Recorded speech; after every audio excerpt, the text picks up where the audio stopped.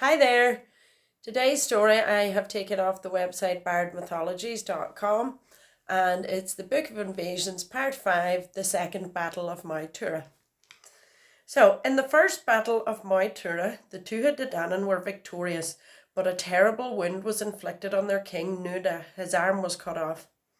The physician of the Tuatha De Danann, Dain Cecht, went to work on Nuada and made a beautiful arm for him out of silver that worked just as well as the arm he had lost. But the laws of the Tuatha De Danann were clear.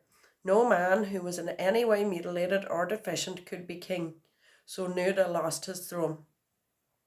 The Tuatha De Danann met among themselves and decided on who should be their king. They chose their greatest warrior, Bras.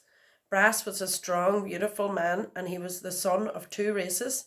One of his parents was Fomorian and the other Tuatha De Danann. It was thought that this would be a benefit and that he would be able to bring the two races of people closer together. Unfortunately, it turned out that Bras had no gift for kingship whatsoever.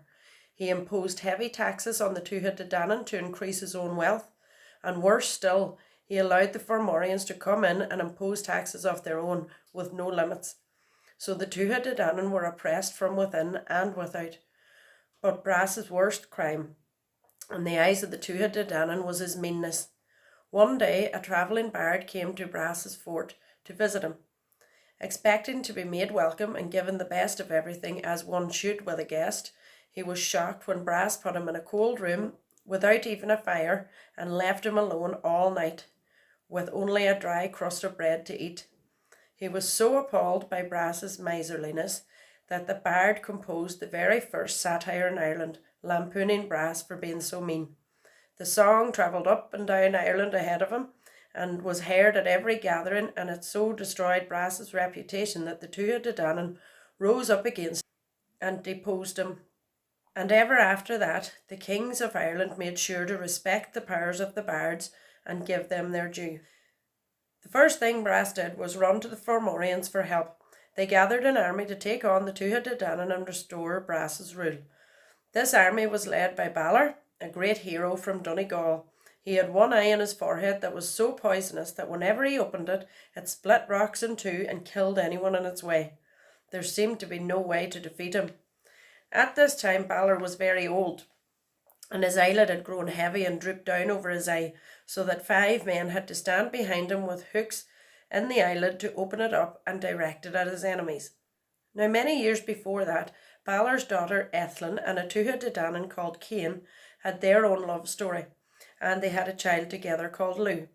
Balor had been told that this grandchild would be the death of him, so he decided to put the grandchild to death by casting him out to sea.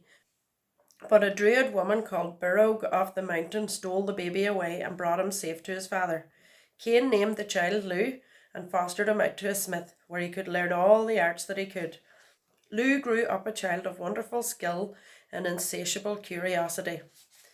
He asked questions of everyone he could and learned as much as he was able from everyone he met. When the Tuatha De Danann heard that the Fomorians were gathering their forces, they assembled an army at Tara to fight. Lugh decided to go and join them there. He journeyed to Tara and knocked at the gate. The order had been given not to let any stranger into Tara in case he might be a spy from the enemy, unless he had some skill that would be useful in the upcoming battle. The gatekeeper asked him what skill did he have. "I'm a magician," he said, but they already had a magician. "I'm a cook," said Lugh, but they already had one of those. "I'm a smith." "No, we have one of those." "I read the stars." "We already have someone to read the stars." And on it went, he listing his skills and the gatekeeper refusing. "Go and ask your master, have you any one man who can do all of these things?" And so he was let in. One of the warriors of the Tuatha De Danann, a great strong man, decided to challenge this newcomer and see what he was made of. He bent down and pried up a huge flagstone, bigger than 10 men, lifted it up in the air and carried it to the next hill. Without saying a word and without any sign of aggression, Lugh quietly walked out, picked up the flagstone and threw it back so it landed exactly where it had been picked up out of the ground. In that way he managed to calm things down and prove his strength without any conflict.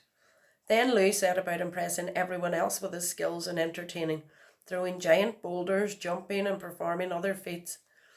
The Tuatha De Danann were so impressed by this young man that they asked him to lead their troops into battle against the Fomorians. This proved to be a very wise choice. The first thing he did was to inspect all of the Tuatha De Danann troops, identify all of their strengths, and how best to use them in battle. He devised great strategies and invented new weapons for them to use, and went off to speak with Manannán MacLír to get advice. The other De Dananns made their own preparations for battle. The Dagda decided that he had to make sure the war goddess Morrigan was on their side, so he went to find her. Now the Morrigan knew that he had a reputation as being very persuasive with ladies, so she decided to protect herself by standing with one leg on either side of a river to make sure he didn't get at her and seduce her. But the Dagda managed to get around her anyway, and by the time they had had their fun, she was so pleased with him that she agreed to be on his side in the battle. Then the Dagda went to the Fomorians to parley with them and see if he could make peace. Even though the goddess of war was on their side, he would prefer not to fight than to fight. They played a mean trick on the Dagda to try and disgrace him. They dug a huge hole in the ground and filled it up with porridge and meat and different things and told him he had to eat it all. He decided to turn the tables on them and took out his giant spoon and scooped everything up, even scraping some of the earth from the side of the hole, and ate it all up. He had to drag his belly behind him after that, disgusted with the Fomorians and the way they'd made a joke out of hospitality, and disappointed that they couldn't talk things out. He met a very beautiful Fomorian woman on his way home and tried to seduce her, but she laughed at him because he was so fat. He went away and disgorged all the huge amount of porridge he'd eaten, and then came back and slept with her. She was pleased enough with him that she came over to the De Danann's side too. By the next day, everyone had done their job so well, particularly the Dagda and Lugh, that they were ready for battle. The Fomorian troops arrived with Balor at their head. Just as his 5 attendants were starting to pull up his eyelid, Lugh took his sling and flung a stone through Balor's eye. The eye rolled back in his head till it pointed behind him at the Fomorian army, turning them all into stone. And that was how the Tuatha De Danann defeated the Fomorians. The Tuatha De Danann were still at a loss as to who could be their king. Dain Cecht, the physician, had restored the function of Nuada's silver arm, but it was still a prosthetic, and there was nothing more that his skill could do. But Dain Cecht's son, Meach, was a physician of even greater skill than his father. He managed to grow Nuada's arm back and restore him to wholeness. This was cause for great celebration among the Tuatha De Danann, as Nuada of the silver arm was able to take up his office of kingship again. But Dain Cecht was terribly envious of his son Meach's skill, and in a jealous rage he killed him. Meach's sister, Armed, wept tears of grief over her brother's grave, and from that grave sprung up all the healing herbs of the world. When he saw that these herbs were growing, and that they would mean his skills as a physician would no longer be needed, Dain Cecht again gave in to his jealousy and scattered the herbs to the corners of the earth. And that is why no one knows the healing properties of all the herbs. Thank you. Bye bye.